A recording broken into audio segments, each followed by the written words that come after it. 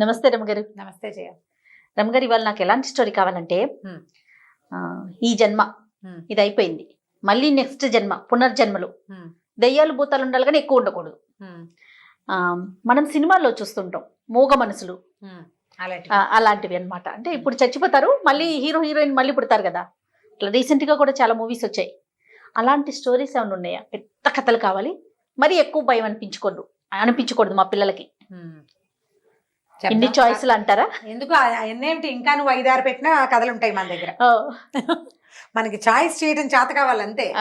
కథా సరిత్సాగరంలో బ్రహ్మాండమైన కథలు ఉన్నాయి. మనం బృహత్ కథలు వదిలేసాం కదా, విడిగా బోల్డని కథలు ఉంటాయని చెప్పాను. ఒక శ్రీదత్తుడి కథ చెప్తాం. శ్రీదత్తుడి కథ, ఈ కథ పేరే అది. ఈ శ్రీదత్తుడు గురించి చెప్పాలి. పూర్వమట తామ్రలిప్తి అనే నగరంలో పవిత్రధరుడు అనే ఒక కుర్రాడు ఉండేవాడు, బ్రాహ్మలబ్బాయి. అయితే వాళ్ళ అమ్మా నాన్న చక్కగా పిల్లాన్ని చదివించారు, బాగుండేవాడు అందంగా. అతనికి ఏమని ఉండేదట, మామూలుగా ఏం చేస్తారు బ్రాహ్మలు 14-15 ఏళ్ళకి చదువు అవ్వగానే పెళ్లి చేసేస్తారు. ఒక చిన్న పిల్లని చూసి వీడికి 25 ఏళ్ళు వచ్చేసరికి ఆ పిల్ల కాపురానికి వస్తుంది. అలా జరుగుతూ ఉంటాయి. అవును. ఇతను చదువు అయిపోయి కొద్దిగా వృత్తి, తన తాలూకు అధ్యాపక వృత్తి అది మొదలు పెట్టాక అతనికి ఏమనిపించింది, ఈ మనుషుల్ని వెళ్ళి వెతుకుని పెళ్లి చేసుకోవటం ఏమిటి, నేను యక్షిణిని పెళ్లి చేసుకుంటాను భావించాడు. యక్షిణి అంటే దయ్యం కాదు, యక్ష విద్య. అది కొంచెం విపరీతమైన జన్మ అన్నమాట. దేవతల్లోనే ఒక తెగ, చిన్న జాతి. దేవతలు తెక్కే వస్తుందండి. యక్షిణులు దేవతలు తెక్కే వస్తాయి. అదేంటంటే మనం కోరిన కోరికలు తీరుస్తాయి, యక్షులు అంటారు. ఓకే. అయితే ఈ యక్షిణిని సాధించాలని అతనికి గురువు గారి దగ్గర నుంచి ఒక యక్షిణి మంత్రం ఉంది. ఆ మంత్రాన్ని ఎన్ని వేల కోట్ల సార్లు జపించాడు. జపించగా ఒక యక్షిణి ఇతనికి వశమైంది. ఇలాంటివేం ట్రై చేయకండి, కదా అంతే. ఇది ఎప్పటిది, మనం గుణార్జుడి కదా, ఏనాటిదో వేల సంవత్సరాల నాటి సంగతి చెప్తాను. పైశాచి భాషలో రాసిన పుస్తకం కదా ఇది. అయితే ఈ యక్షిణిని సాధించాడు. ఆ యక్షిణితో పెళ్లి చేసుకున్నాడు. యక్షిణి అంటే ఇక పెళ్లి అంటే అతనితో ఉండడానికి వచ్చేసింది అనమాట. హాయిగా ఉండేవాడు. ఈ యక్షిణితోటి ఉండేవాడికి, వాడికి తిండికి భోగానికి ఏమీ లోటు ఉండదు, శుభ్రంగా ఉంటాడు, హాయిగా ఎంతో బాగా సంతోషంగా ఉండేవాడు. అయితే ఏమైంది, ఒకనాడు అతను గంగా తీరంలో తిరుగుతుంటే ఎవరో తల్లిదండ్రులకి శ్రాద్ధం పెడుతూ కనపడ్డారు. మా నాన్నలు శ్రాద్ధాలు పెడతారు అంటే మన మహాలయ పక్షాల్లో, అప్పుడు మహాలయ పక్షాల్లో పెడతాం కదా. అప్పుడు ఇతనికి అనిపించింది, ఏమిటో నేను తెలివి తక్కువగా యక్షిణిని పెళ్లి చేసుకున్నాను, అది నాతో కాపురం చేసి నాతో ఉంటుంది, నా కోరికలు తీరుస్తుంది, కానీ పిల్లల్ని కంటుందో కాదు, పిల్లల్ని కందు. పిల్లలు ఎలా కలుగుతారు? మానవ కాంతతో అయితే పిల్లలు కలుగుతారు. ఇప్పుడు సంతానం లేకపోతే రేపొద్దున నేను పోయాక లేదా నేను ఉండగానే నాకు తద్దినం పెట్టాలి కదా. ఉండగా తండ్రికి సంతోషం కలిగించాలి సంతానం, మరణించాక తద్దినం పెట్టాలి. సంవత్సరానికి ఓసారైనా ఓ చారెడు నీళ్ళు వదిలిపెట్టాలి 2 నువ్వు గింజలతోటి. నాకేది అవకాశం అని చాలా కష్టంతో వచ్చింది అతనికి. అయ్యో, నాకు ఈ యక్షిణి పిచ్చితోటి మా తాత తండ్రులకి నీళ్లు లేకుండా చేసేసానే. ఇప్పుడు ఇతని కుమారుడు లేకపోతే ఇతను ముందు తరాల వాళ్ళకు కూడా నీళ్ళు వదిలే వాళ్ళు ఉంటారు కదా. మా తాత మా తండ్రి గాల్లో వెళ్లాడుతూ ఉంటారు, పాపం పితృలోకాలను వాళ్ళు ఉద్ధరింపబడరని చాలా కష్టం వేసి దుఃఖం వచ్చింది. అయితే ఇతనితో పాటు యక్షిణి ఉంది కదా, ఇతను దుఃఖంగా మొహం పెట్టుకుని ఇంటికి వచ్చేసరికి, నాథ ఇలా ఎందుకున్నావు అని అడిగింది.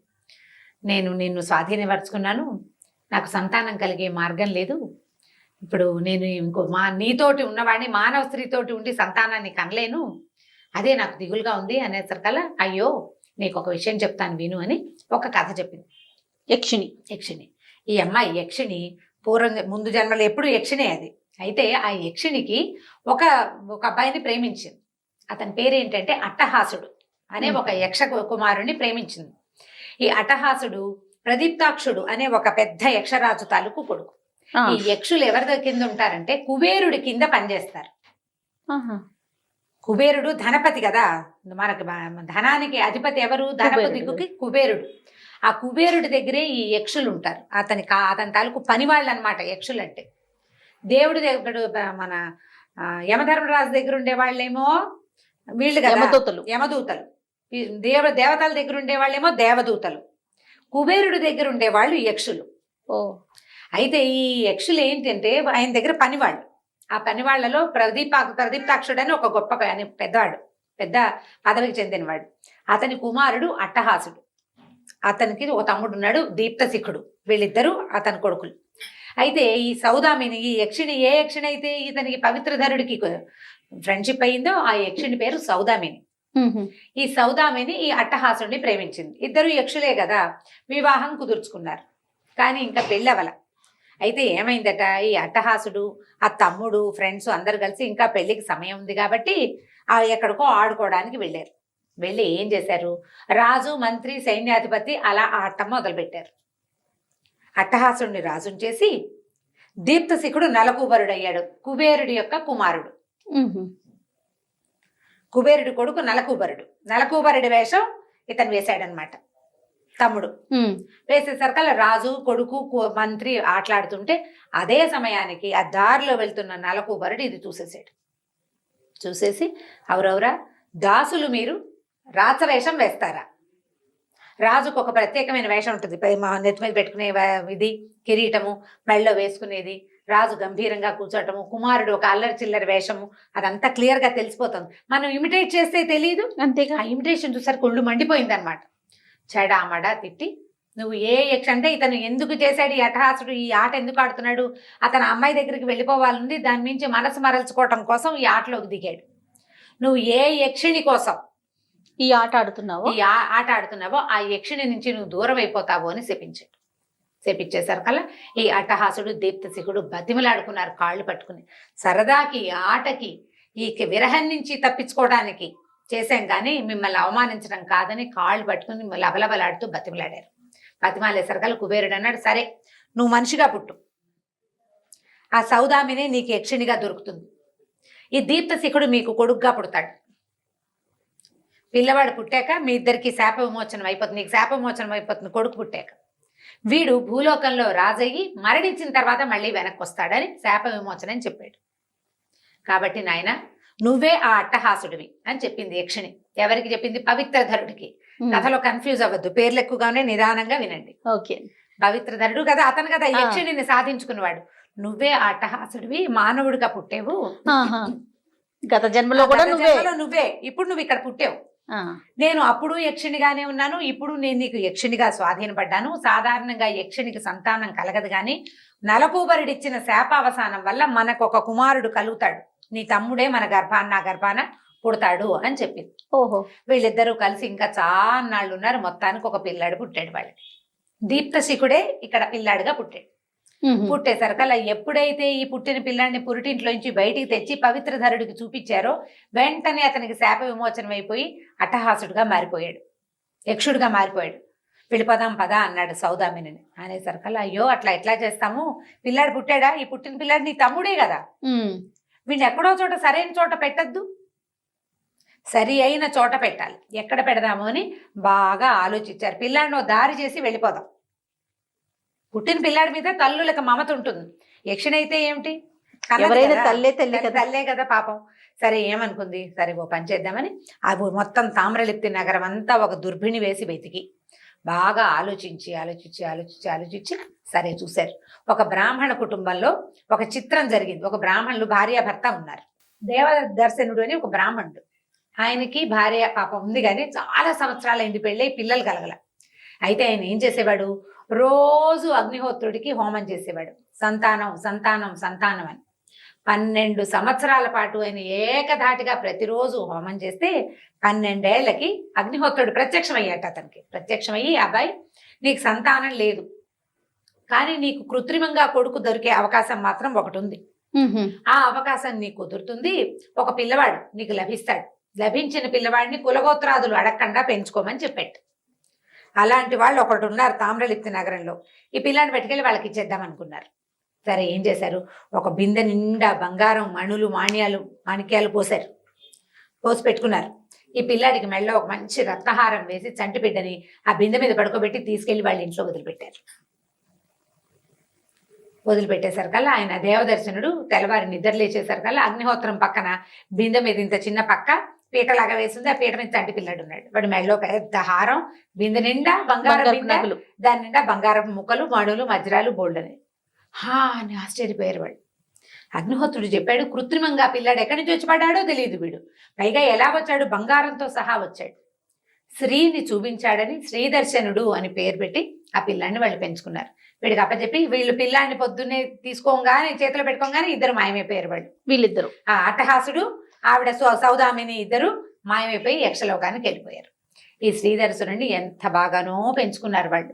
బోల్డ్ అంత సొమ్ములున్నాయి, వాళ్ళకి డబ్బు ఉంది. ఈ వచ్చిన బంగారం కూడా చిన్న బంగారం కాదు. సరే ఎంత బాగానో పెంచారు పెంచారు పెంచారు, బాగా పెద్దవాళ్ళు అయిపోయారు. వాళ్ళకి అప్పటికే ఎన్నేళ్ళో వయసు వచ్చాక కానీ ఈ పిల్లాడు దొరకల.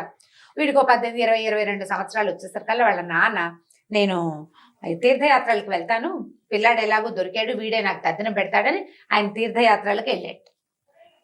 వెళ్ళిన తర్వాత కొంతకాలానికి అక్కడి నుంచి కబురు వచ్చింది ఆయన ఇక్కడ మరణించాడు. అయ్యో. మరి ఇంకా పాప మరణించాడు. పెద్దవాడు తీర్థయాత్రలకు వెళ్ళిన వాళ్ళు వెనక్కి వస్తారు. ఈ లోపల ఈ వార్త తెలిసేసరికల్లా తల్లి ఏం చేసిందట, నాయన నేను అగ్నిప్రవేశం చేస్తాను, మీ నాన్నతో పాటే సహగమనం చేయాలనుకున్నాను, ఆయన అక్కడ వెళ్ళిపోయాడని కబురు వచ్చింది కదా అని ఆవిడేమో అగ్నిప్రవేశం చేసేసింది. అమ్మ నాన్న ఇద్దరు వెళ్ళిపోయారు. కన్న వాళ్ళిద్దరు ముందే మాయమయ్యారు, పెంచిన వాళ్ళిద్దరు ఇప్పుడు మాయమయ్యారు. ఈ శ్రీదర్శనుడు ఏమీ తోచక ఇంట్లో ఎవరు తోడు లేరు, ఒక్కడే పిల్లాడు కదా, అట్లా పోయి ఇట్లా పోయి బయటికి వెళ్ళి ఒక మెల్లిగా ఒక జూదశాలకి అలవాటు పడ్డాడు. ఓ గ్యాంబ్లింగ్ ఏదో చాలా అటహాసంగా జనాలు చాలా మంది ఉంటారు, హడావిడిగా ఉంటుంది, కాసేపు ఆడతాడు, డబ్బులు పోతాయి, ఏముంది ఇంట్లో లేవు, మళ్ళీ వెనక్కి వెళ్ళి తెచ్చుకుంటాడు శుభ్రంగా. తేను పడేను మొత్తానికి మొత్తం ఉన్నదంతా అవగొట్టేశాడు. ఇల్లు మాత్రం ఉంది. ఈ క్యాష్ గా, నాణేలుగా, వస్తువులుగా, బంగారంగా ఉన్న సమస్తమైనవి వెళ్ళిపోయినాయి. వెళ్ళిపోతే ఏమైంది, కొన్ని రోజులు అయిపోయాక కొద్దిగా ఉన్న డబ్బుతోటే జూదశాలలోనే ఉన్నాడు. ఒకనాడు అతను గుర్తించాడు, మా దగ్గర ఇంకేమీ లేవు, ఇంటికి వెళ్ళి తేవడానికి ఏమీ లేదు అని. జూదశాలలో నుంచి బయటకు వెళ్ళటానికి చిరాకు వచ్చింది. 3-4 రోజులు అక్కడే ఉన్నాడు. బట్టలు కూడా మురిగ్గా ఉన్నాయి, బట్టలు కొనుక్కునేందుకు లేదు. ఈ మధ్యకాలంలో ఎప్పుడూ అతను ఏమీ కొనలా, ఇంట్లో ఉన్న బట్టలే కట్టుకుంటూ ఉండేవాడు. స్పృహ వచ్చింది అనమాట. అంతా పోయాక స్పృహ వచ్చింది. జనరల్ గా జూదగాళ్ళకి ఎలా ఉంటుంది, మొత్తం పోయాక ఎక్కడైనా ₹1 దొరికితే ఈసారి ₹10 లాగేయాలనిపిస్తూ ఉంటుంది.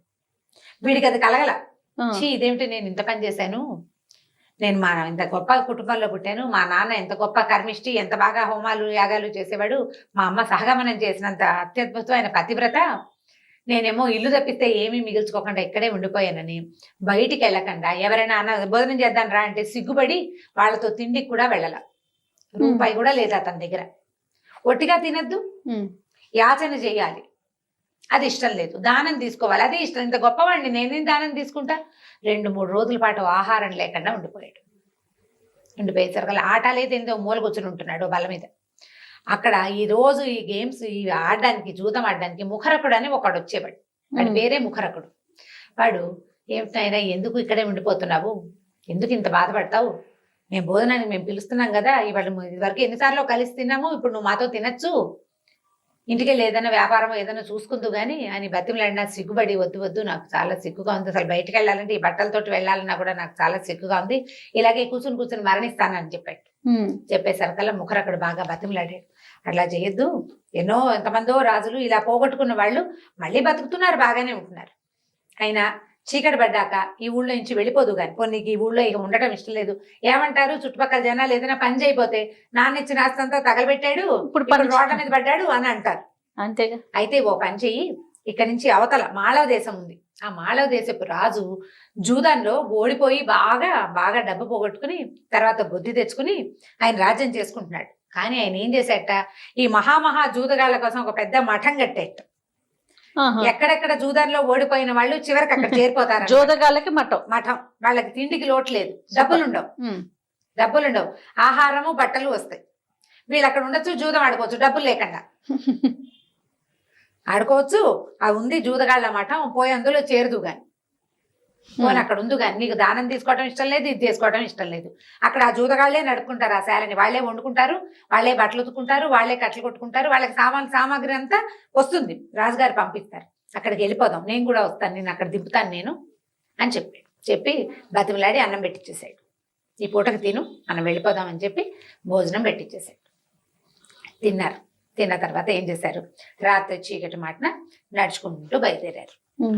ఆ రోజుల్లో ఏమున్నాయి సాధనాలు, డబ్బులు ఉన్న వాళ్ళైతే ఓ గుర్ర బండి కట్టించుకునేవాళ్ళు, లేదా ఓ ఎడ్ల బండి కట్టించుకునేవాళ్ళు. సాధారణులంతా నడిచి వెళ్ళటమే, కాలినడకే. ఏదైనా ఓ ఊరు వస్తే అక్కడ ఆగుతారు. రాత్రిళ్ళు ప్రయాణాలు లేవు, లైట్లు లేవు కదా.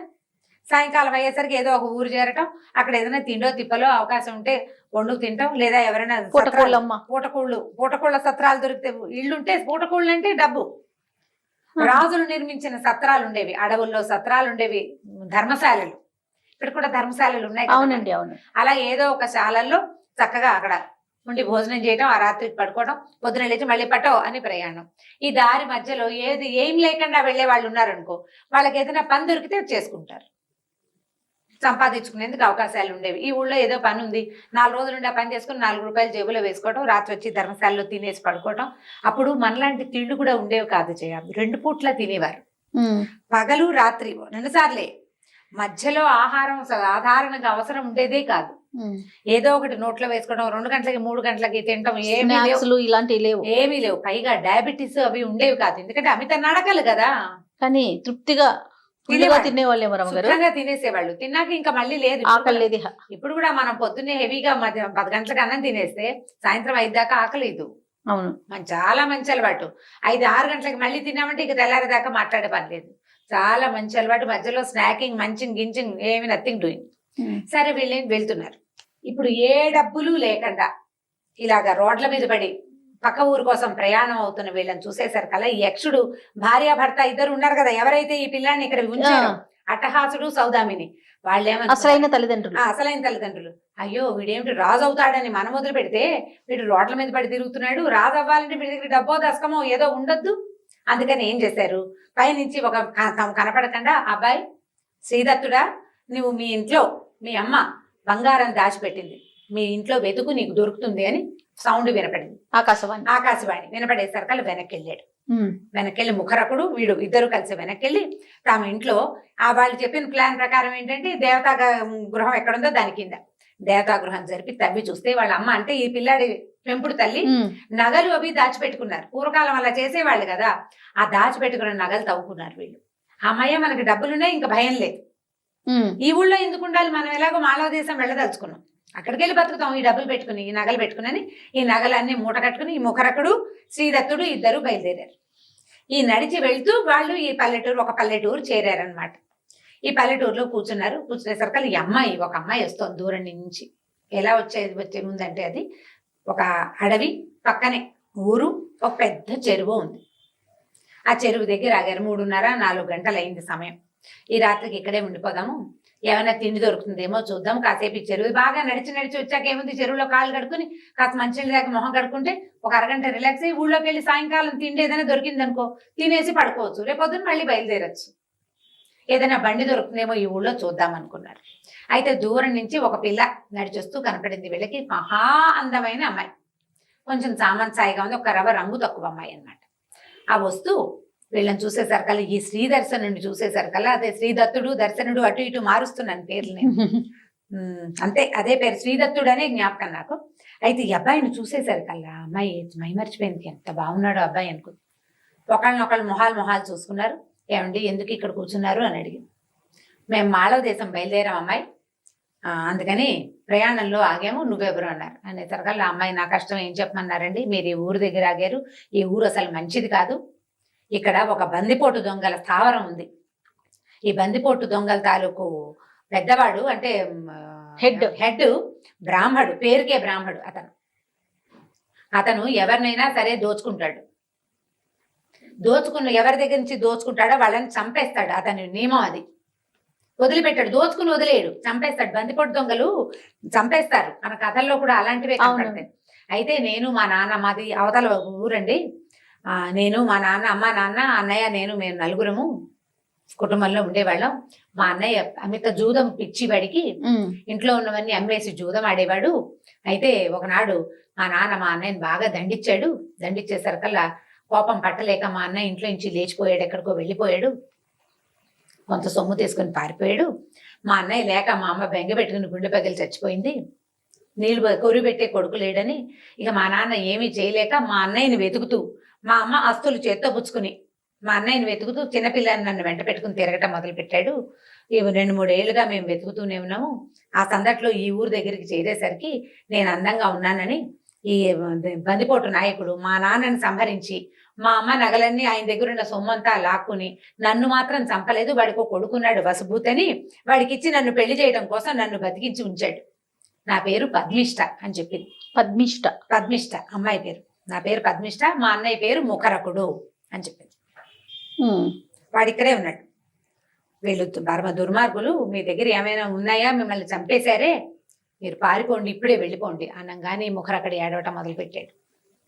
అయ్యో నా తల్లి చచ్చిపోయిందా అమ్మ, నేనే మీ అన్నయ్యని చెల్లెలు కాళ్ళు పట్టుకున్నాడు, నేనే జూదం మీద పిచ్చితోటి ఇంట్లో నుంచి అమ్మ సొమ్ములు తీసుకుని పారిపోయాను, ఎక్కడెక్కడో తిరిగాను, చివరికి నా వల్ల అమ్మ చచ్చిపోయింది, నాన్నేమో నన్ను వెతుకుతూ చచ్చిపోయాడు, చిన్నపిల్లవి నువ్వు వీళ్ళెవరికో దొరికిపోయావు, నేను ఇంత పొరపాటు చేశానని నన్ను క్షమించమని చెల్లెలు కాళ్ళు పట్టుకుని సోకాలు పెట్టి ఏడ్చాడు. ఏడ్చేశారు కల్లా పద్మిష్ట అంది, అయ్యో అన్నయ్య అన్నయ్య ఇద్దరు, అన్న చెల్లి ఇద్దరు ఒకళ్ళనొకళ్ళు కావలించుకుని ఏడ్చారు. ఆ పిల్ల 10 ఏళ్ళది, వాడు పారిపోయే నాటికి. దానికి అంత బాగా గుర్తులేడు, మీసాలు గడ్డాలు వచ్చిన అన్నయ్యని అది గుర్తుపట్టలేకపోయింది అనమాట. అతను గుర్తుపెట్టాడు, చెల్లెలు మాట్లాడేసరికి తెలిసింది అతను. సరే ఇతను ఏమన్నాడు, అయితే ఓ పని చేద్దాం, ఇక్కడి నుంచి వెళ్ళి మనం తప్పించుకోలేం, మీ వాసన వచ్చిందో కుక్కలు వదిలిపెడతారు వాళ్ళు, కొత్తగా చేరిన మనుషుల్ని పరీక్షించకుండా వదలరు. అయితే ఓ పని చేద్దాము, ఎలాగైనా అంటే మన డబ్బు ఇచ్చేసి తప్పించుకుందాం, మన దగ్గర నగలు ఇచ్చేద్దాం, కానీ ప్రాణాలతో ఉండాలి, ఆ మార్గాన్ని ఆలోచిద్దాం. మన దగ్గర వాళ్ళు డబ్బులు తీసుకోవాలి, మనల్ని చంపకూడదు, ఏం చెయ్యాలి అని ఆలోచించి ఒక గొప్ప ప్లాన్ వేశారు వీళ్ళు. ఆ ప్లాన్ ఆఫ్ యాక్షన్ ని ఇంప్లిమెంట్ చేయడానికి ఈ పద్మిష్టనే వాడుకున్నారనమాట. ఇతను ఈ రాజు ఈ అబ్బాయి ఉన్నాడు కదా శ్రీదత్తుడు, ఒక మూర్ఛ రోగిలాగా పడుకుండిపోయాడు. ఈ ముఖర్ అక్కడేమో ఏడవటం మొదలుపెట్టాడు పక్కన కూర్చొని. ఈ పద్మిష్ట చెరువులో నీళ్లు బిందె ముంచుకుని తీసుకుపోయి ఊళ్ళోకి వెళ్ళింది. వెళ్ళి అక్కడ ఎవరో ఒక మూర్ఛ వ్యాధో వచ్చిన ఒక ఆయన పడిపోయి ఉన్నాడు, పక్కన ఇంకొక ఆయన ఉన్నాడు ఏడుస్తున్నాడు. వాళ్ళు ఎవరో చూసిరండి అని ఊళ్ళో ఉప్పందించింది. వాళ్ళు పరిగెత్తుకుంటూ వచ్చారు. వచ్చేసరికల్లా నువ్వెవరు అని అడిగారు. ఈయన మా అన్నయ్య అండి, మేమేమో తీర్థయాత్రలకు బయలుదేరాము, ఈయనకి ఇక్కడికి వచ్చేసరికల్లా ముంచుకొచ్చేసింది, దర్భలు పరిచి నేను చచ్చిపోతున్నాను అన్నాడు, దర్భలు పరిచి పడుకోబెట్టానండి, మా అన్నయ్య పోతే నాకు దిక్కెవరండి, మా అన్నయ్య ఏమో ఇప్పుడు సంధి మాటలు మాట్లాడుతున్నాడండి, నాకు సహాయం చేయండి అన్నాడు. ఏం మాట్లాడుతున్నాడు అంటే, మా అన్నయ్య దగ్గర బోల్డ్ బంగారం ఉందండి, ఎవరికైనా సరే ఒక సద్బ్రాహ్మడికి దానం చేసి చచ్చిపోతానంటున్నాడు, ప్రాణం పోయే స్థితిలో ఉన్నాడు. ఆ పడుకున్న వాడేమో గుడ్లు తేలేస్తాడు, చేతులు పక్కకు పెట్టేస్తాడు, ఏముంది శవంలా పడుకోవడం సులువు, శవం అవడం కష్టం. గుడ్లు మిటకరిచి ఉన్నాయి అనమాట, కళ్ళు పైకి చూస్తున్నాడు, పళ్ళు గిటకరిచిపోయి ఉన్నాయి. ఏమిటి చూస్తే భయం వేస్తుంది వాడిని చూస్తుంటే, వేషం వేయటమే కదా. మరి సద్బ్రాహ్మణ్ని ఎవరైనా ఒక బ్రాహ్మణ్ణి తీసుకురండి, మా అన్నయ్య చచ్చిపోయేలాగా ఉన్నాడు, ఈయన చచ్చే లోపల ఆ బంగారం దానం చేసి ఆ సద్గతిని పొందుతాడండి, బాబాబు అన్నయ్య సహాయం చేయండి అని ఆ వచ్చిన దొంగ వేధవుల కాళ్ళు పట్టుకున్నాడు ముఖరకుడు. పట్టుకునేసరికి వాళ్ళు ఏమనుకున్నారు, ఎలాగూ మన రాజుగారు వచ్చాడంటే, వాళ్ళ బందిపోటు దొంగ హెడ్ వచ్చాడంటే గ్యారంటీగా డబ్బులు వీళ్ళ దగ్గర నగలున్నాయి వెతికి సోదా చేసి తీసేసుకుంటాడు. వీడు చావడానికి సిద్ధంగా ఉండి బ్రాహ్మడికి ఇస్తానంటుంటే బందిపోటు దొంగ ఎలాగో బ్రాహ్మడే, అంతేగా, ఆయనే తెస్తే సరిపోతుందని వీడు పోయి ఆ దొరకి చెప్పారు. నువ్వు చంపి తీసుకుంటావు, చచ్చేందుకు సిద్ధంగా ఉన్నవాడు ఇచ్చేందుకు రెడీగా ఉన్నాడు ఇప్పుడు, కాబట్టి బాగుంది కదా మార్గం, కాబట్టి అదేదో నువ్వే తీసుకో, ఏదో ఒక మంత్రం చెప్పి, లేదా ఆ పక్కన ఉన్న వాడే చెప్తాడు మంత్రం, ఆ నీళ్లు పోయించుకుని ఆ నగలు తీసేసుకుంటే ఎలాగో వాడి దారిని వాడే పోతాడు అనేసరికి అతను అన్నాడు, అలా ఎలా కుదురుతుంది, మనం ఎవరి దగ్గర నుంచి అయినా పరిగ్రహం తీసుకున్నామా వాడిని చంపి తీరాలి, అదే కదా మన నియమం అంటే, వాడు ఎలాగూ చచ్చిపోతాడండి, ఆ రెండో వాడు బక్కగానే ఉన్నాడు, 4 రోజుల పైగా వాడు పోతాడు, ఎక్కువ రోజులు నడిచి ఉండలేడు వాడు, ఈ అన్నయ్య లేకుండా వాడు ఏం బతుకుంటాడు, లేదా 2 రోజులు చూద్దాం, పోలేదు అనుకో మనమే చంపేద్దాం, దానం తీసుకుంటే సరిపోతుంది కదా. సరే బాగానే ఉంది. ఇప్పుడు దొంగ ఈ శ్రీదత్తుడి దగ్గర నుంచి దానం తీసుకోవడానికి వచ్చాడు. తర్వాత కదా వచ్చే భాగంలో చెప్పుకుందాం. ఓ బాగుంది రమ్మగారు, చాలా ఇంట్రెస్టింగ్ గా ఉంది స్టోరీ. ఇంకా బోల్డ్ అని భేదాలు కూడా వస్తాడు ఇందులో. ఓ 3 భాగాలు అవుతుంది. ఎక్కడి దాకా వచ్చారు, దొంగలకి బంగారం దానం చేద్దాం అనుకున్నాడు. ఎలా వేశాడు, ఏదో జబ్బు చేసిన వాడి లాంటి వేషం వేసేసాడు. సరే ఆ దొంగల నాయకుడు వచ్చాడు. దొంగల నాయకుడు వచ్చి చూస్తే ఒక స్పృహ లేని స్థితిలో, ఓపిక లేని ఒక వాడు పడిపోయి ఉన్నాడు, చచ్చేలాగా ఉన్నాడు. సరే అతనికి ఏం చేశారు వీళ్ళు, ఈ ముఖరకుడు సాంగంగా చక్కగా ఈ శ్రీదర్శనుడి తల్లి బంగారం తెచ్చుకున్నారు కదా, పెంచిన తల్లి తాలూకు బంగారం అంతా తెచ్చారు, బంగారం దానం చేశారు. వీళ్ళ దగ్గర ఏం లేదు, ఇంకా ఆ బంగారాన్ని చక్కగా దానం చేయించి వాళ్ళు దొంగలంతా ఇంటికి వెళ్ళిపోయారు. హాయిగా సంతోషించారు, ఎలాగో వీడు రేపొద్దున చచ్చిపోతాడు, అసలు హత్య చేయకుండా మనకు బంగారం వచ్చేసిందని సంతోషించి వెళ్ళిపోయారు. ఈ పద్మిష్ట ఏం చేసింది, దొంగలంతా పడుకోగానే చల్లగా చీకటి మటను మళ్ళీ అన్నయ్య దగ్గరికి ముఖరకుడు ఇతను ఉన్నారు శ్రీదర్శనుడు ఉన్న చెరువు దగ్గరికి వచ్చేసింది. ముగ్గురు రాత్రికి రాత్రి చీకటి పడంగానే దొంగలు పడుకోగానే ఈ పిల్ల, అప్పట్లో ఏంటంటే 11 దాకా మెలకుగా ఉండేవాళ్ళు కాదు, కాసేపట్లో నిద్రపోయేవాళ్ళు. ఈ పిల్లకి ఇంకా పెళ్ళి అవ్వలేదుగా, దాని గదిలో అది పడుకుంటుంది, వీళ్ళ దారిని వీళ్ళు పడుకుంటారు. చల్లగా కొద్దిగా చేతికి అందిన 2 జతలు బట్టలు పుచ్చుకుని అమ్మాయి కాస్త వచ్చేసి వీళ్ళు ముగ్గురు కలిసి రాత్రి తెల్లవార్లు నడిచి ఎక్కడికో నడుచుకుంటూ వెళ్ళిపోయారు. ఏ వైపుకి వెళ్తే మాళవ రాజ్యం వస్తుందో ఆ దిక్కు తెలుసు వాళ్ళకి. ఇక నడుస్తూ ఉంటే మధ్యదారి సింహాలు, ఎలుగుబంట్లు, పులులు, ఎంత ప్రచండంగా ఉందో అడవి. ఆగితే దొంగలు పట్టేస్తారు, ఆగకూడదు, చస్తే చచ్చాం ఏదైనా సరే అని చెప్పి ఇక అట్లా నడుచుకుంటూ వెళ్ళిపోయారు. వెళ్ళిపోతే మర్నాడు బాగా ఈ అడవంతా దాటేసి ఇంకా వాళ్ళకి మనం చిక్కము అని నిశ్చయించుకునేదాకా నడిచారు. మర్నాడు ఏదో అడవిలో అక్కడ ఇక్కడ కాయ కసరు తిన్నారు. ఆ రోజు సాయంత్రం దాకా నడిచారు. ఎంత నడిస్తే మాత్రం అడవులు తరుగుతాయి, ఏదో నీళ్లు కనపడే చోట కాసిన మంచినీళ్ళు తాగటం, ఏదైనా చిన్న 2 పళ్ళో కాయలో దుంపలో ఏమైనా కనపడితే అవి పీక్కుని తింటాం, నడవటం. బ్రాహ్మలు వీళ్ళు ఏదైనా జంతువుని కాల్చుకుని తినే రకాలు కావు, ఏవో పీక్కుని తినాలి వాటిని వీటిని. ఆ రోజు రాత్రికి, అంటే ఈ రోజు రాత్రి బయలుదేరారు, మర్నాడు రాత్రి ఒక చీకటి పడేసరికి ఒక చోటికి చేరారు వీళ్ళు. అడవిలో దూరంగా ఏదో మండుతున్నట్టు కనపడుతోంది. మండుతుంటాడు కనిపించేసరికల్లా ఈ శ్రీదర్శనుడు అన్నాడు, వీళ్ళిద్దరూ కొంచెం ఓపిక తక్కువ వాళ్ళు. ఈ శ్రీదర్శనుడు పెంపుడు తండ్రి దగ్గర ఉన్నప్పుడు శాస్త్ర విద్యలతో పాటు అస్త్ర విద్యలు కూడా నేర్చుకున్నాడు. అతనికి అస్త్రం శస్త్రం వాడడం, కత్తి డాలు అన్నీ బాగా వచ్చు, బాగా నేర్చుకున్నాడు పిల్లాడు. పైగా ఈ యక్షుడి పుటక కదా, దానివల్ల అతనికి సహజంగానే కొంత ప్రతాపం, శౌర్యం ఉన్నాయి. ఏమన్నాడు, అన్నా చెల్లి మీరిద్దరూ రెస్ట్ తీసుకోండి కాసేపు, నేను పోయి అక్కడ ఏదైనా ఉందేమో, ఏదైనా ఊరుందా, ఏదైనా నెగ్గడు మండుతుందేమో చూసొస్తానన్నాడు. తీరా దగ్గరికి వెళ్ళేసరికల్లా అదొక రత్న మండపం, రత్నాలతో చేసిన ఒక పెద్ద బిల్డింగ్ లాంటిది ఉందన్నమాట, పెద్ద మండపం లాగా ఉంది. అక్కడ ఒక యక్షిణి, ఒక ఆవిడ కాళ్ళు చాపుకుని పడుకున్నది, ఒక హంసతూలిక తల్పం మీద పడుకుంది. ఇట్లా ఒక పక్కకి తల కింద చేయి పెట్టుకుని ఏదో ఎవరో పాటలు నాట్యం చేస్తుంటే అవి చూస్తోంది. ఆవిడికి బోళ్ళంతమంది యక్షులు అక్కడ సేవిస్తున్నారు. యక్షులు అంటే ఇదేంటంటే జాతి ఒక రకమైన భూతాల లాంటివి అనమాట. ఇవి శవాలని తినే రకాల లక్షణాలు ఉంటాయి వాటిల్లో. రాత్రిపూట వాటికి అవి వస్తాయి. వచ్చేసరికల్లా వాళ్ళంతా ఏం చేశారు, చుట్టుపక్కల దాసదాసి జనం ఉన్నారు, వాళ్ళంతా ఎక్కడెక్కడి నుంచో బోల్డంతా ఆహారం తెచ్చి ఆవిడ ముందు కుప్పగా పోశారు. వాళ్ళు గ్లాసుల్లో ద్రాక్షాసమం లాంటిది పోసిస్తే తాగుతోంది.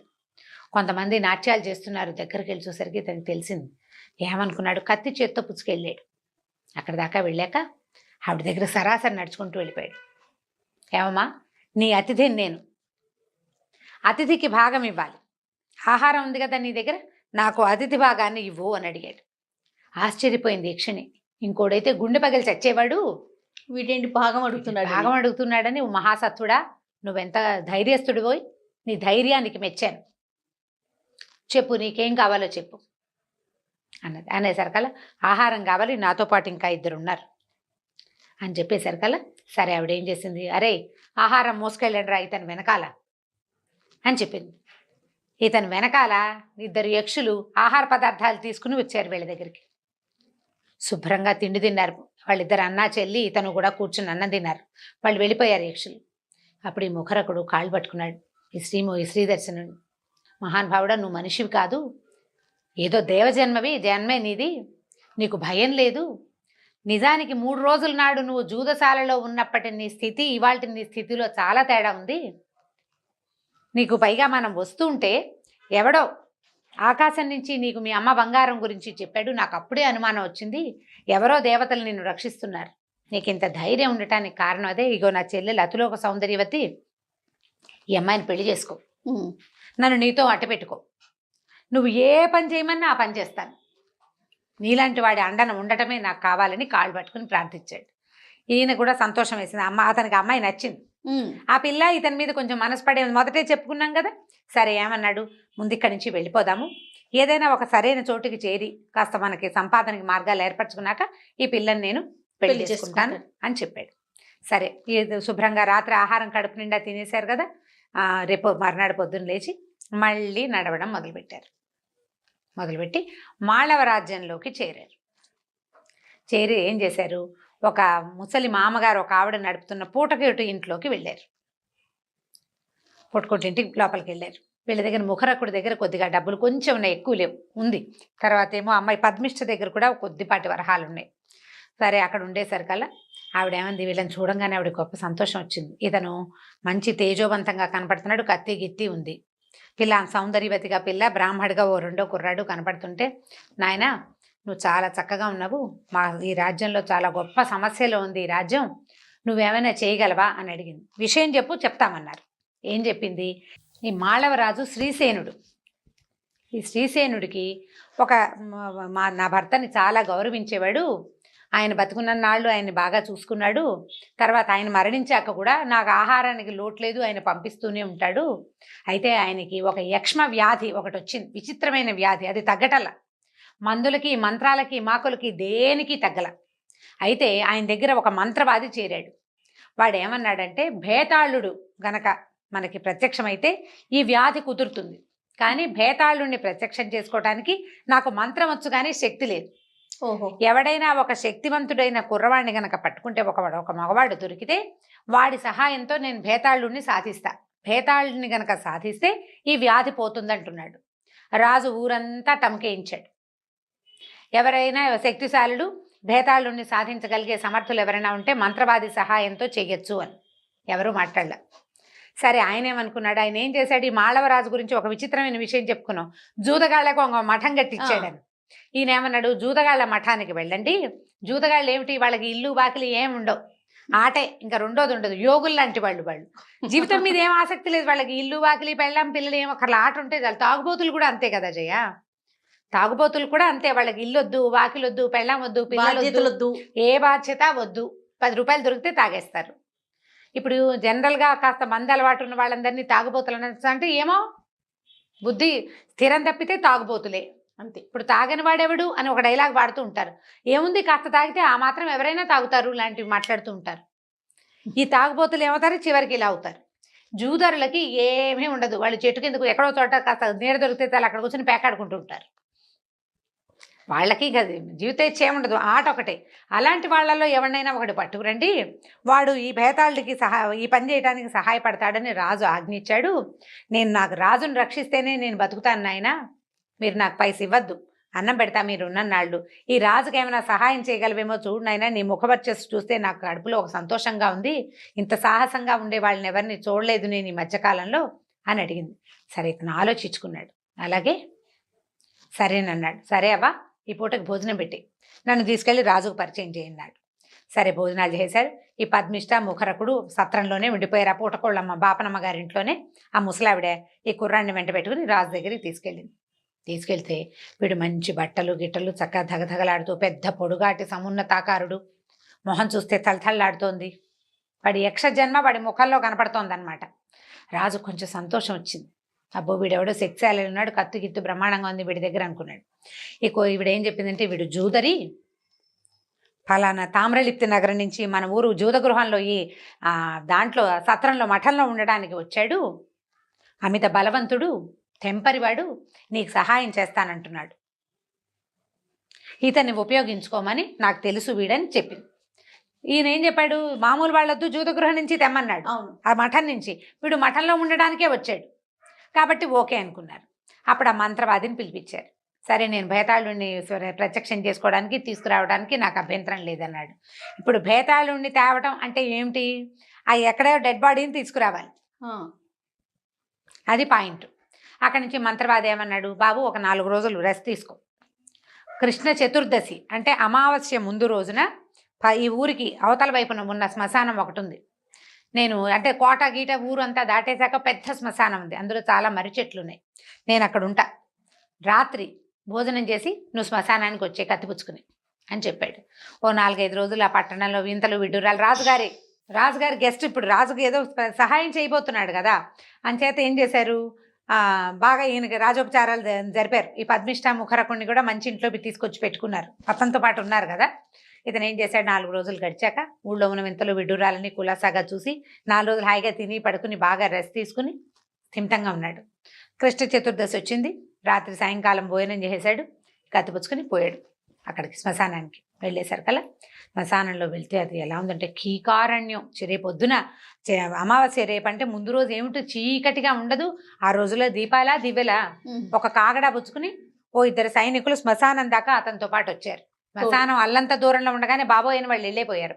ఆ చీకట్లో దారి వేగ్గా కనపడుతున్న దారిలో అలా నడుచుకుంటూ లోపలికి వెళ్ళాడు. కొన్ని చోట్ల చితి మంటలు, ఉండుండి తీతువుల అరుపులు, గుడ్లగూబలు, తర్వాత ఎగురుతున్న గబ్బిలాలు, ఒక రకమైన విచిత్రమైన వాసన. అందులో ఇంకోడైతే గుండె పగిలి చచ్చిపోతాడు, భయం వేస్తుంది, నేను చెప్తుంటేనే నీకు ఒళ్ళు తలదరిస్తాను. లోపలికి నడుచుకుంటూ వెళ్ళాడు. శ్మశానం నడి బొడ్డున ఈ కూర్చునున్నాడు ఈ మంత్రవాది.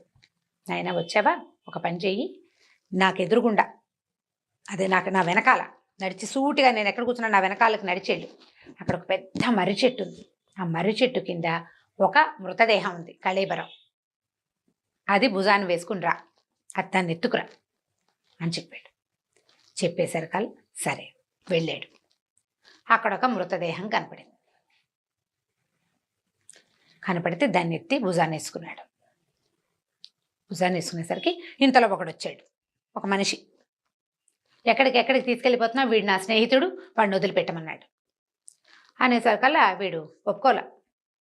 నీ స్నేహితుడు అంటే వీడు నాకు స్నేహితుడు, నా స్నేహితుడు వీడు, నాకు కావాల్సిందే అనేసరికల్లా సరే ముందు వెనక ఆడుతున్నారు. అయితే ఎప్పుడైతే ఈ మృతదేహాల్లోకి భేతాళుడు ఆవహిస్తాడట దాన్ని, కథల ప్రకారం అప్పటికే భేతాళావిష్టం అయిపోయింది ఆ శరీరంలోకి. దానికి అంత్యక్రియలు కనుక జరగబోతే భేతాళుడు ఆవహిస్తాడు ఆ లోపల. అక్కడి నుంచి మృతదేహం ఏం చేసింది, వీళ్ళు భుజాన్ని వేసుకున్నవాడు గట్టిగా అరుస్తోంది, సౌండ్ వస్తోంది, గుర్రని శబ్దం వస్తుంది అనమాట లోపల నుంచి.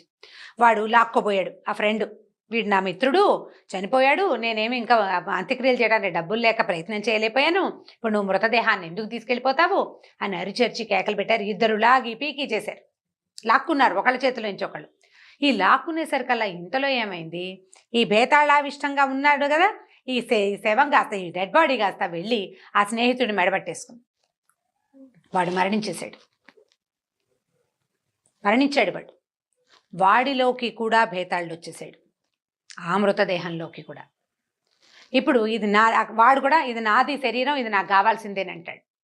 అయితే ఏమన్నాడు ఈ శ్రీదర్శనుడు, వీడిని అడుగుదాం, ఎవరో ఒకళ్ళని అడగాలి, వీడిని అడుగుదాం, వీడి మృతదేహం కాబట్టి వీడు మాట్లాడు, అక్కడ మంత్రవాది ఉన్నాడు, తీసుకెళ్ళి అక్కడ అడుగుదాం అనేసరికల్లా ఈ వెనకాల ఈ భుజం మీద ఉన్న శవం, నేను చెప్తాను, నాకెవరు ఆహారం ఇస్తారో, ఎవరు నాకు ఆహారం ఇస్తారో నేను వాడితోటి వస్తాను అని చెప్పింది. భేతాళుడికి ఆహారం కావాలనేసరికల్లా ఎదురుకుండా ఉన్నవాడు ఆల్రెడీ మరణించాడు, వీడిని తీసుకెళ్ళాలంటే ఎట్లా?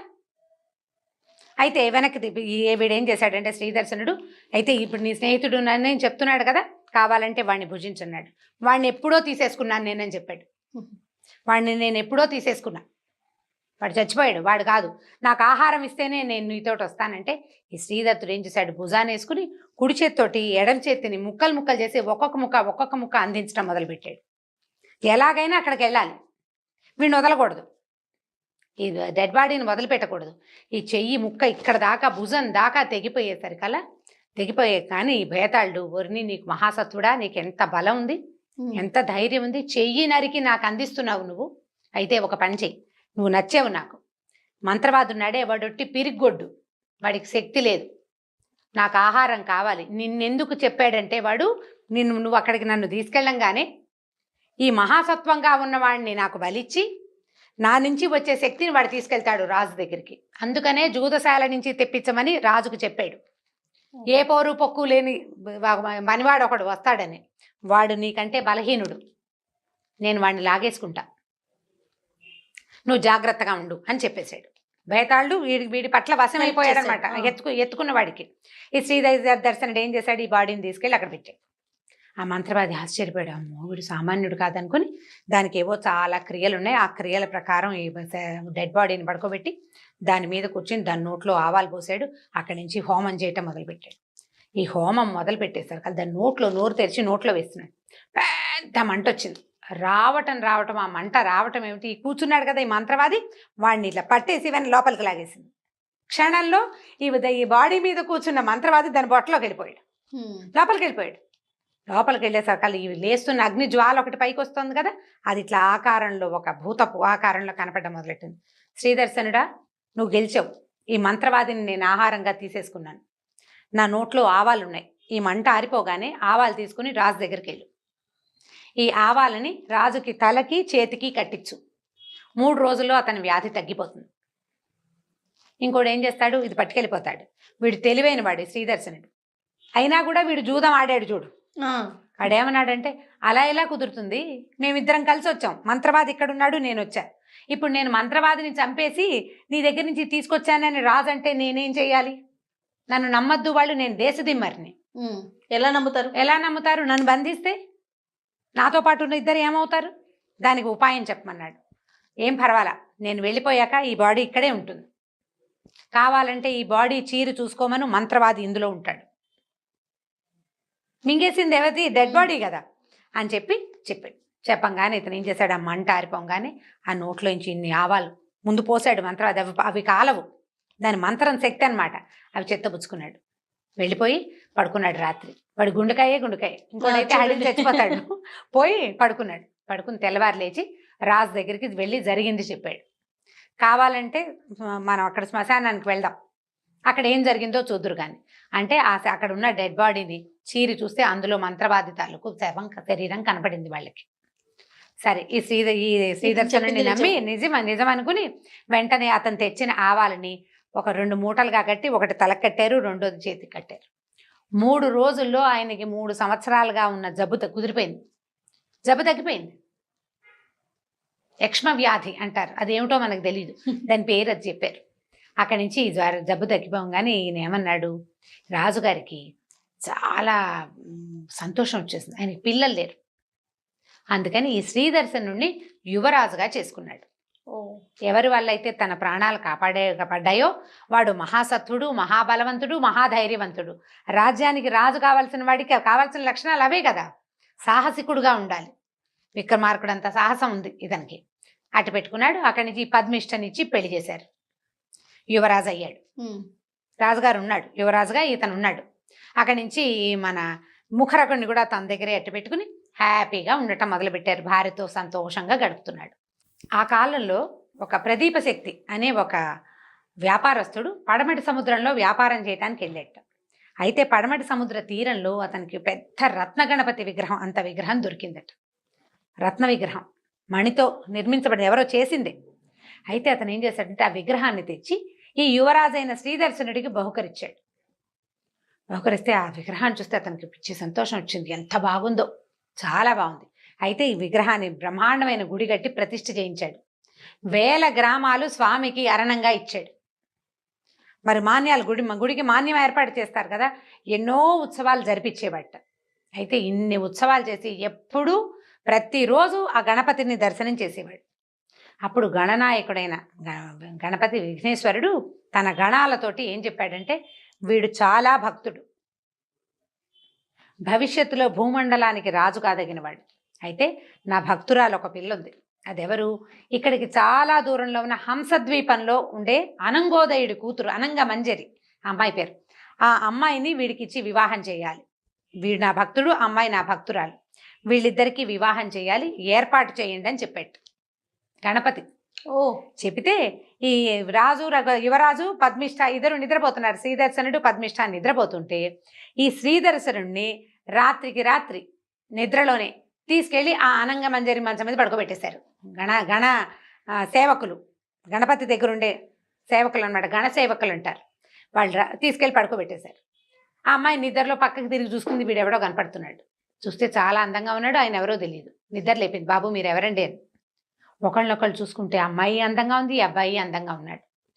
ఇది అవునా కాదా, కళా నిజమా తెలుసుకోవడానికి ఏం చేశారంటే ఒకళ్ళ నగలు ఒకళ్ళు మార్చుకున్నారు. వీళ్ళు అతను వెళ్ళింది ఎక్కడ, అతను ఉన్నది ఎక్కడ?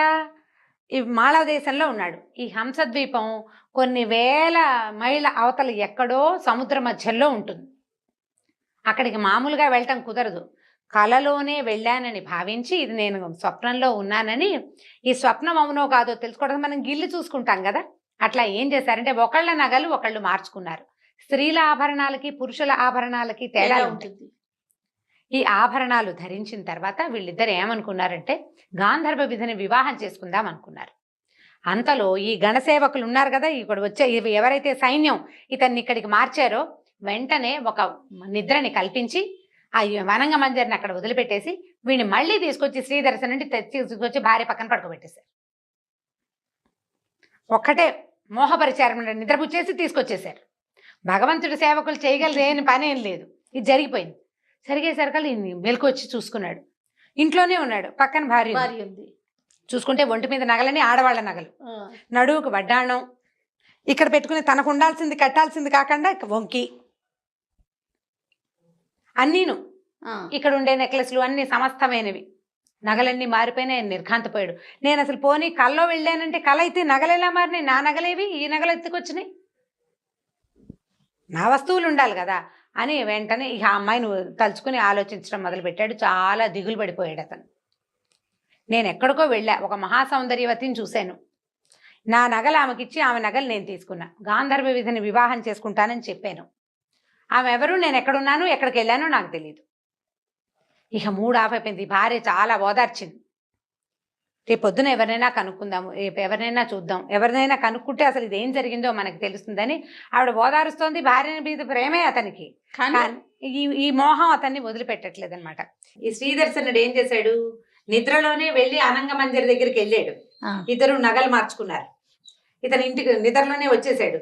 ఆ అమ్మాయిని ఎవరినో చూశానండి, దానికోసం బెంగపెట్టుకోవటం మొదలుపెట్టాడు. వీళ్ళకి ఏం చేయాలో తెలియలే. ఈ రాజుకి ఇతని భార్యకిను, ఈయన పెంచుకున్నాడు కదా, అవును, పెంచుకున్న రాజుగారికి ఈ భార్యకి అర్థం కావట్లేదు అనమాట. పద్మిష్ట ఇతని భార్య పేరు. అక్కడి నుంచి ఏమైంది, ఆ అనంగ మంజరి తండ్రి పొద్దునే లేచి కూతురుని చూశాడు. చూస్తే అమ్మాయిని మగవాళ్ళు వేసుకునే ఆభరణాలు వేసుకుని కనపడింది. ఆభరణాల్లో తేడా ఉంటాయి, స్త్రీ ఆభరణాలు వేరు, పురుషాభరణాలు వేరు. ఇక్కడ కట్టుకునేవి అవి కూడా తేడా ఉంటాయి. ఆడవాళ్ళ వంకీలు ఉంటాయి కదా, మగవాళ్ళది వెనకాల తాళ్ళు వస్తాయి అనమాట. ఇదేమిటమ్మా ఇట్లా మగవేషం వేసావు, ఈ వస్తువులన్నీ ఏమిటి అని అడిగాడు. అడిగితే అమ్మాయిని బికమహ వేసి, నిన్న రాత్రి కల్లో ఎవరో నాకు కనపడ్డారు, అతనిది ఎక్కడో ఏ దేశమో నాకు తెలీదు, ఆయన పేరు మాత్రం శ్రీదర్శనుడు, మేమిద్దరం నగలు మార్చుకున్నాము, గాంధర్వ విధిని వివాహం చేసుకోదలుచుకున్నాము, ఇలా అయింది, అతను మాయమైపోయాడు అని ఏడవటం మొదలుపెట్టి. వీళ్ళకి ఎక్కడ వాళ్ళు ఉన్నది హంసద్వీపం ఎక్కడో, అది ఏదో సప్త సముద్రాల అవతల, దానికి ఏం చేయాలో వాళ్ళకి తెలియలేదు. ఇంతలో ఏమైందట, వాళ్ళకి సిద్ధయోగి అని ఒక ఆయన కనపడ్డాడు, ఒక యోగి. ఆయన రాజుగారిని చూడ్డానికి వచ్చాడు. ఈ అనంగోదయుడిని చూడ్డానికి వచ్చి కూతుర్ని చూశాడు. ఆయన రాజుగారి అమ్మాయిని చూసి ఆయన ఏమన్నాడంటే, ఈ అమ్మాయి రకరకాల జన్మలు ఎత్తుతోంది భర్త కోసము, ఇక్కడ జన్మించింది నీ దగ్గర అన్నాడు. అనేసరికల్లా ఆయన తెల్లబోయి, ఈ రాజుగారు అది కాదండి, ఒక కళ వచ్చింది, అమ్మాయికి పురుషాభరణాలు ధరించి ఉంది, మరి ఈ అమ్మాయి ఆభరణాలు ఏమో అతను పెట్టుకున్నట్ట, అతనేమో మళ్ళీ నిద్ర లేచేసరికి కనపడలేదు, పిల్ల చాలా బెంగ పెట్టుకుంటోందంటే ఆయన ఏమన్నాడు, ఈ రాజు ఇక్కడ వాడు కాదు, భూలోక చక్రవర్తి, ఆ భూలోకంలో రాజు, ఒక రాజుగారి అబ్బాయి, అతను పెంచుకోబడ్డాడు శ్రీదర్శనుడు, కానీ అతను విద్యాధరుడు, మానవ జన్మ ఎత్తినవాడు. ఈ అమ్మాయిని ఆ అబ్బాయికి ఇచ్చి వివాహం చేసే ఏర్పాటు నేను చేస్తానని ఆయన ఏంటంటే సిద్ధ యోగి కదా, క్షణంలో అక్కడ కళ్ళు మూసుకుని ఇక్కడ ప్రత్యక్షం అవ్వాలి. ఆయన ఎక్కడికి వచ్చాడు, ఎక్కడైతే ఇతను ఒక రత్న గణపతిని దొరికితే ఒక విగ్రహం పెట్టి గుడి కట్టారు కదా, ఆ దేవాలయానికి వచ్చాడు. ఆ దేవాలయంలో ఏంటంటే ఒక పిచ్చి అబ్బాయి తిరుగుతూ ఉన్నాడు. ఈ రత్న గణపతి విగ్రహాన్ని తెచ్చాడు కదా ఒక వ్యాపారస్తుడు, అతని కొడుకు మహేంద్ర శక్తి, వాడు పిచ్చివాడు, ఒంటి మీద బట్టలు కూడా ఉండవు, వాడికి తెలియదు అనమాట, పిచ్చిగా తిరుగుతూ ఉంటాడు. ఈయన ఏం చేశాడంటే, వచ్చిన సిద్ధయోగి ఆ మహేంద్ర శక్తి తాలూకు పిచ్చి కుదిర్చేశాడు. వాడు తెలుసుకున్నాడు తన ఒంటి మీద బట్టలు, ఒక 20 ఏళ్ల పిల్లాడు, వాడికి స్పృహ వచ్చేసింది. అంతకుముందు అంతా పిచ్చిగా ఒక 10 ఏళ్ళుగా అలా అమాయకంగా బట్టలు కూడా లేకుండా ఏదో వెర్రిగా తిరుగుతూ ఉండేవాడు. వాడు నార్మల్ అయిపోయి ఇంటికి పరిగెత్తుకుంటూ వెళ్ళిపోయాడు. వెళ్ళేసరికల్లా ఊరంతా విడ్డూరంగా చెప్పుకున్నారు, చాలా గొప్పగా చెప్పుకున్నారు, అయ్యి బాబాయ్ ఏమిటి వచ్చిన ఆయన ఇంత బాగా చేసేసాడంటే. అప్పుడు రాజుగారికి కూడా ఈ విషయం తెలిసింది, మహేంద్ర శక్తి జబ్బు కుదిర్చేశాడు వచ్చిన సిద్ధయోగి అని. అప్పుడు ఆయన ఏం చేశాడంటే, కోడల్ని తీసుకుని ఆ సిద్ధయోగిని చూడడానికి వెళ్ళాడు. మీరు మహేంద్ర శక్తి జబ్బు కుదిర్చేశారు, మా అబ్బాయి జబ్బు కూడా కుదర్చండి.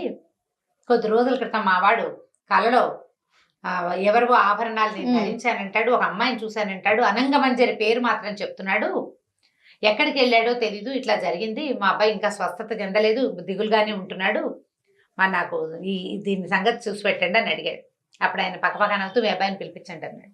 పిలిపించంగానే ఆ అబ్బాయిని చూసి, ఇతనే కదా అనంగమంజరి నగలన్నీ దొంగతనం చేసుకుని హంసద్వీపం నుంచి పారిపోయిచ్చాడు అనేసరికి ఆశ్చర్యపోయారు. ఓ హంసద్వీపం ఈయనకి తెలుసు అనమాట. అక్కడి నుంచి ఆయన ఏం చేశాడంటే, ఈ శ్రీదర్శనుడిని తనతో పాటు హంసద్వీపానికి తీసుకెళ్ళిపోయాడు. కళ్ళు మూసుకుని తెరిచేలోగా తీసుకెళ్ళాడు. కాలగమన విద్య అంటారు దాన్ని. ఇక్కడున్న నిమిషంలోనే మళ్ళీ అక్కడ ప్రత్యక్షం అయిపోతారనమాట. అక్కడికి తీసుకెళ్ళిపోయారు, ఇక్కడ అంతర్ధానం అయిపోతారు, అక్కడ ప్రత్యక్షం అయిపోతారు. సూపర్ కదండి.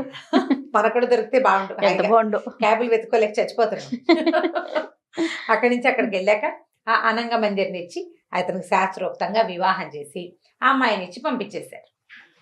ఈ శ్రీదర్శనుడు ఈ అనంగ మంజరి పద్మిష్టతోటి హాయిగా కాపురం చేసుకుంటూ చక్కగా కులాసాగా ఉన్నాడు. వీళ్ళిద్దరు భలే కలిసి ఉండేవాళ్ళు.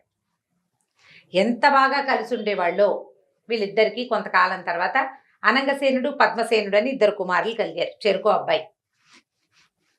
పిల్లలతోటి చాలా బాగున్నాడు. పెద్దరాజు గారు కాలం చేశారు, ఇతను రాజు అయిపోయాడు. ఈ రాజు అయిన తర్వాత ఏమైందంటే ఒకనాడు 4-5 గంటల వేళ భార్యలతో కలిసి ఈయన రాజుగారు వ్యాహ్యాలకి వెళ్ళాడు. కోట బయటికి వెళ్తుంటే ఒక బ్రాహ్మడు ఒక ఆయన వచ్చి పెద్దగా ఏడుస్తూ ఏమిటో ఏదో విచిత్రంగా మాట్లాడుతున్నాడు అనమాట. అది ఆ మాటలు ఎలా ఉన్నాయంటే, ఓ ఇద్దరు ఆడవాళ్ళు ఎవరో నీకోసం పుట్టారు, వాళ్ళు చనిపోతున్నారు, నువ్వెప్పుడు వెళ్తావు అంటాడు. తమాషాగా మాట్లాడతాడనమాట. రాజుకు అర్థం కాదు, నాకు అర్థం కావట్లేదండి అన్నాడు. అని మీకు అర్థమైందా అని వెనక్కి తిరిగి చూశాడు. భార్యలిద్దరికేసి వాళ్ళిద్దరు ఏడుస్తున్నారు. ఆయనకి అర్థం కాలేదు. ఆ ఏడుస్తూ ఇద్దరు కళ్ళు తిరిగి పడిపోయారు, చనిపోయారు. అమ్మాయిలు భార్యలిద్దరు పోయారు. ఈయన ఏం చేయాలో తెలియలే. ఆయన స్పృహ తప్పిపోయాడు. బాగా చనిపోయిన సంగతి అర్థమైపోయింది. ఇక సైనికులు వాళ్ళు వీళ్ళు అంతా పరిగెత్తుకొచ్చి రాజుగారిని ఇంట్లో తీసుకెళ్లారు. ఇద్దరు రాణుల భౌతిక దేహ కాయాలని లోపలికి తీసుకుపోయారు. సరే, వాళ్ళకి చేయవలసిన అన్ని కర్మలు చేసేసాడు రాజు. చేసిన తర్వాత భార్యలు లేక ఉండలేకపోయేవాడట. అతను ఉండలేక ఒకనాడు అట్లా వ్యాహ్యాలకి బయలుదేరి అలా నడుచుకుంటూ వెళ్ళేసరికల్లా ఒక శ్మశానం పక్క నుంచి వెళ్ళేట బయటికి. అంటే తిరుగుతుంటే ఆ శ్మశానానికి ఒక పెడగా ఒక పెద్ద చెట్టు ఉంది. మామిడి చెట్టు, చింత చెట్టు లాగా కనపడుతోంది. ఆ చెట్టు కింద నుంచి ఓ ఇద్దరు ఆడవాళ్ళు వచ్చారట బయటికి. చక్కగా ఉన్నారు. వాళ్ళు వచ్చి, రండి ఇక్కడ విశ్రాంతి తీసుకుందరుగా నన్ను పిలిస్తే, ఈయన ఏదో ధోరణిగా ఉన్నాడు. వెళ్ళాడు వాళ్ళతోటి. వెళ్ళేసరికల్లా కూర్చోబెట్టారు. ఏదో మంచినీళ్ళు తాగడానికి ఇచ్చారు. కాస్త సుగంధంగా వాసన వచ్చే మంచి ద్రవ్యం ఒకటి ఇచ్చారు తాగడానికి. ఎవరు మీరు అన్నాడు. అనేసరికల్లా వీళ్ళు ఏం చెప్పారంటే ఒక పాత కథ చెప్పారు, ఒక పునర్జన్మ కథ. పూర్వం కాశీనగరంలో కమలగర్భుడు అని ఒక బ్రాహ్మణుడు ఉండేవాడు. ఆయనకి ద్యుతి బల అని ఇద్దరు భార్యలు ఉండేవాళ్ళు. ఇద్దరు భార్యలు. వాళ్ళిద్దరూ ఎంతో ప్రేమగా ఉండేవారు. అయితే వీళ్ళకి సంతానం కలగలేదు. ఆయన రోజు హోమం చేసేవాడు. హోమం చేసినప్పుడు ఆ హోమంలో ఈ భార్యలు ఆయన ఏం దండం పెట్టుకునేవాళ్ళు అంటే, వచ్చే జన్మ కూడా మేము ఇలాగే భార్యాభర్తలుగా జన్మించాలని కోరుకునేవాళ్ళు. ఆ భార్యలిద్దరే తనకు కావాలని వాళ్ళు భర్తతోటే తమిద్దరము అతనితో ఉండాలని కోరుకునేవాళ్ళు. చాలా కాలం తర్వాత సంతానం లేకే మరణించారు వాళ్ళు. ఈ మరణించిన కమలగర్భుడు ఎవరిలాగా పుట్టాడు? దీప్తశిఖుడు అనే విద్యాధర యువకుడుగా పుట్టాడు. ఓహో. ఈ అమ్మాయిలిద్దరు, ఇతని భార్యలిద్దరు జ్యోతిర్లేఖ, ధూమలేఖ అని ఇద్దరు అమ్మాయిలుగా ఇంకొక విద్యాధర కుటుంబంలో పుట్టారు. చాలా కాలం తర్వాత వాళ్ళు తెలుసుకున్నారు, తమిద్దరం మొదటి జన్మించామని ఇట్లా, కానీ తమకి భర్తగా ఉండవలసిన వాడు ఇలా దీప్తశిఖుడుగా పుట్టాడు అని. ఆ దీప్తశిఖుడిని కలుద్దామని వాళ్ళు అమ్మాయిలిద్దరు వచ్చేసరికల్లా దీప్తశిఖుడు అట్టహాసుడు ఇద్దరు కలిసే కదా శాపం పొందారు. నలకూబరడి శాపం వల్ల అట్టహాసుడు తండ్రిగాను, దీప్తశిఖుడు అతని కొడుకుగాను, అన్నాతమ్ముడు ఇద్దరు భూలోకంలో పుట్టారు. దాంతో ఈ ధూమలేఖ తర్వాత జ్యోతిర్లేఖ ఇద్దరు వీళ్ళేమనుకున్నారు, మళ్ళీ మనం భూలోకంలో పుట్టాల్సిందే భర్తని పొందటానికి. అతను మానవ జన్మ ఎత్తి ఎప్పటికి వస్తాడు పైకి. అందుకని అతని భార్యలుగా పుట్టడం కోసం విద్యాధరులుగా తమ జీవితాన్ని చాలించుకుని, ఒక అమ్మాయి ఏమో పద్మిష్టగా బ్రాహ్మణ కన్యగా ఇక్కడ ముఖరకుడు చెల్లెలుగా పుట్టింది. రెండో అమ్మాయి ఏమో అనంగసేనుడు అక్కడికి వెళ్ళాడు కదా, అనంగమంజరిగా పుట్టిందనమాట. అనంగమంజరిగా పుట్టింది. వాళ్ళిద్దరూ ఈ రాజుగారి దగ్గరికి వచ్చేసారు, పెళ్లి చేసుకున్నారు. చెరో రకంగాను. ఓ అమ్మాయి ఏమో రోడ్డు మీద మాట్లాడుకుని పెళ్లి చేసేసుకున్నారు. రెండో అమ్మాయి కల్లో వెళ్ళి గణపతి వల్ల అంటే విఘ్నేశ్వరుడి ప్రసాదం వల్ల వివాహం చేసుకున్నారు. వీళ్ళు కలిసి ఉన్నారు. కలిసి ఉన్న తర్వాత వివాహం అయింది, కొడుకులు పుట్టారు. ఇంకా వాళ్ళు వెళ్ళిపోవాలి విద్యాధర లోకానికి. దానికోసం అని ఒక బ్రాహ్మడు వచ్చి ఏదో అడ్డదిడ్డంగా మాట్లాడి వీళ్ళకి గుర్తు చేశాడు. వాళ్ళకి ఏం చెప్పాడు ఆ రోజు, ధూమలేఖ, జ్యోతిర్లేఖ నీకోసం వేచి ఉన్నారు, ఆ దీప్తశిఖుడు కూడా నీకోసం వేచి ఉన్నాడు, ఇవే మాటలు అతను చెప్పింది. అది వినంగానే వాళ్ళకి గుర్తొచ్చింది తమ తాలూకు 2 జన్మలు. తమ విద్యాధర రాజకన్యకలుగా పుట్టింది. అంతకుముందు ఒక బ్రాహ్మణుడు కమలగర్భుడి భార్యలుగా ఉన్నది. జ్ఞాపకం వచ్చే వాళ్ళు జీవితాలు చాలించేశారనమాట. ఇలా జరిగింది. మేమిద్దరమే వాళ్ళం. మేమిద్దరమే, ఒకళ్ళు ధూమలేఖ, రెండో వాళ్ళు జ్యోతిర్లేఖ, రెండో అమ్మాయి. నువ్వు దీప్తశిఖుడివి, నువ్వు రాజుగా జన్మించావు అని చెప్పారు. చెప్పేసరికల్లా ఇతను ఏం చేశాడు, సరే అర్థమైంది అతనికి. తన భార్యలతో కలిసి ఒకసారి నగరానికి వెళ్ళి కుమారులిద్దరికీ ఇది చేసాడు, పట్టాభిషేకం చేసేసి తన జీవితాన్ని, మానవ జీవితాన్ని ఎలా చాలించాలి, మనకి స్పృహ వచ్చేదాకా అలాగే ఉంటారు. ఇంతకుముందు అట్టహాసుడు కూడా అంతే, కుమారుడి ముఖం చూసేదాకా అతను మనిషిగానే ఉన్నాడు. ఇతనికి ఏంటంటే వీడికి ఏం తెలిసింది, తన జన్మరహస్యం తెలుసుకునేదాకా ఇతను ఇక్కడే ఉంటాడు. వాళ్ళకి రాజ్యాన్ని ఇచ్చేసి భార్యలతో సహా విద్యాధర లోకానికి వెళ్ళిపోయాడు. అట్లా శ్రీదర్శనుడు తన తాలూకు భార్యలైన ధూమలేఖ, జ్యోతిర్లేఖలతోటి విద్యాధర లోకానికి వెళ్ళిపోయి తన అన్నయ్యన అట్టహాసుడు మరియు సౌదామినితో కలిసి హాయిగా ఎంతో కాలం సుఖంగా ఉన్నాడు. కథ కంచికి మనం ఇంటికి. సూపర్. 3 జన్మల కథలు వచ్చినాయి చూడండి, వరుసగా. వాళ్లే మళ్ళీ పుట్టడం. ఈ మళ్ళీ పుట్టిన వాళ్ళు మళ్ళీ వెనక్కి వెళ్ళిపోవటం ఇప్పుడు కూడా జరుగుతాయి. అలాంటివి మాత్రం అడగండి. ఓన్లీ స్టోరీస్ కే పరిమితం. కథా సరిసాగరంలో కథలు అందులో ఉన్నాయి ఇలాంటివి. ఓకే, రైట్ రమ్మగారు, నమస్తే. నమస్తే జయ. ఈ వీడియో కనుక మీకు నచ్చినట్లయితే లైక్ చేయండి, షేర్ చేయండి. మరిన్ని ఇంట్రెస్టింగ్ వీడియోస్ కోసం మా ఛానల్ని సబ్స్క్రైబ్ చేసుకోండి.